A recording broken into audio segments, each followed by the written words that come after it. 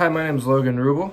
I will be doing a clinical assessment. We're doing it at the Center for Children. My experiences as a foster care case manager, and today my client will be a birth parent. Her kids recently came into care. We will be doing a clinical setting for this. Thank you.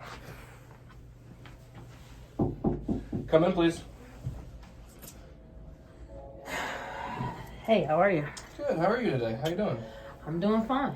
Doing fine. I appreciate you coming in a little bit before your parenting time visit today. That I know it was kind of hard, but thank you very much. Yeah, it was kind of hard getting here because I really didn't have a way. So I appreciate you guys giving us bus passes and stuff to come. And I'll give you a bus pass every time you come here. And for all your services, we'll always give you a bus pass. Okay, well that's fine. So how was your day today? Like going good? Going? I guess it's all right. For the most part, I was just happy to, I'm gonna be happy to see my kids. I haven't seen them since last week, so That's good. If you could do me a favor, could you close that door for me real quick? I have to ask you a few different questions. I do appreciate you coming in, and your kids did recently just come into care, and this might be a silly question, but can you tell me why you think CPS took your kids? Well, I mean, there may be a few reasons that I can think of. I know that the water had got cut off in my home maybe for like 2 or 3 days, but it was only 2 or 3 days. As I had got laid off from work. I already worked part-time and I had got laid off, so I didn't have money to get my water back on. So I'm assuming maybe someone said something about it. Other than that, I guess,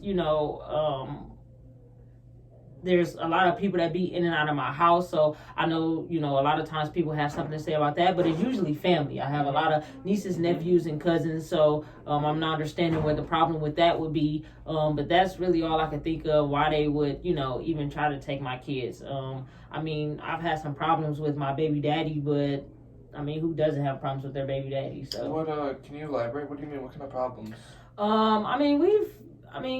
Normal problems that people have when they're in a relationship. I mean, we've probably fought, have arguments. I mean, but who, that's normal to me. I mean, who doesn't do that? When you mean fight, do you mean like physically? Like, do you guys actually hit each other or throw objects, or do you guys yell and scream? That has happened before. Are the kids around? Is this like when the kids aren't around? Like...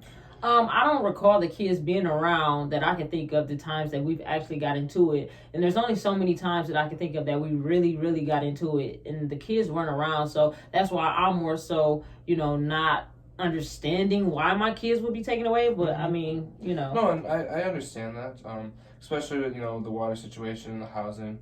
So like what's been reported to me about some of this is that this ain't the first time that your water has been turned off and turned back on. It's been reported to me that it was off for a few weeks, and then it got turned back on, and then, it got turned off again. It's reported that the housing's improper, that your power got turned off, actually, as well. It wasn't just the water, but it was the power, and I think it happened in the summertime, so I know that probably wasn't too much of an issue, but, that's still something for the kids, that we were working with.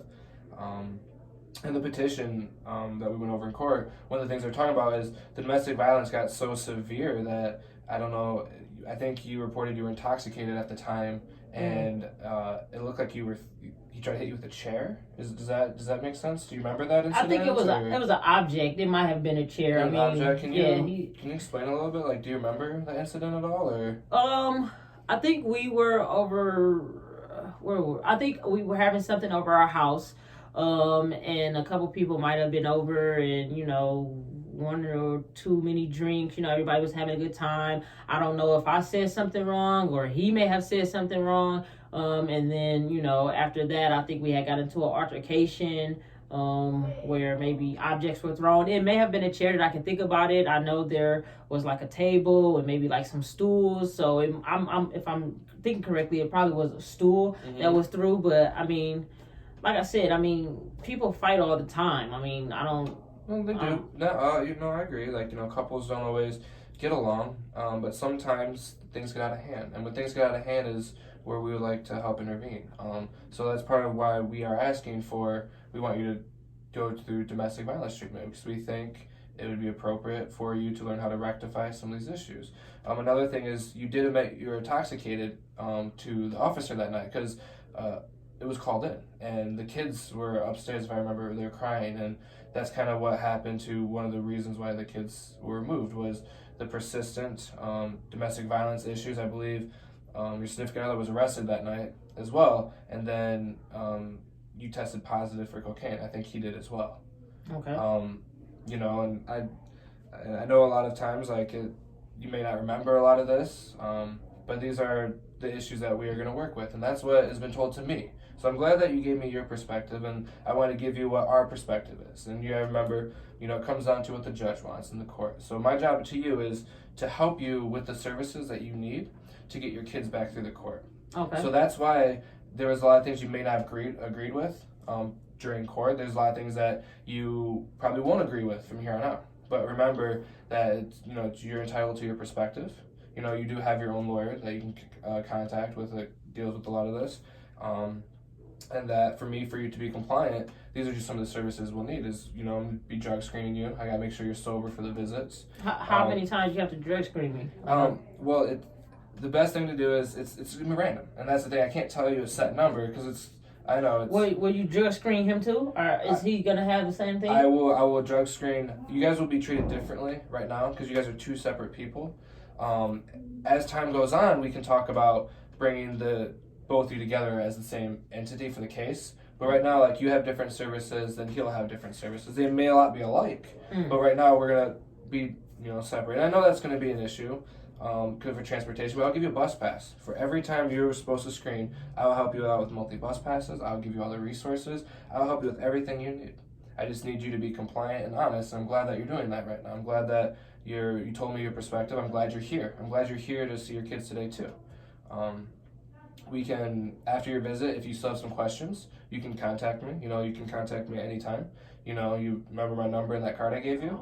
Yeah, I think it's in my coat pocket or something. And I'll give you another one after we leave here. I'll give you some bus passes for afterwards. Okay. We can have this meeting if you want. We can come back in a week and we can talk a little bit more.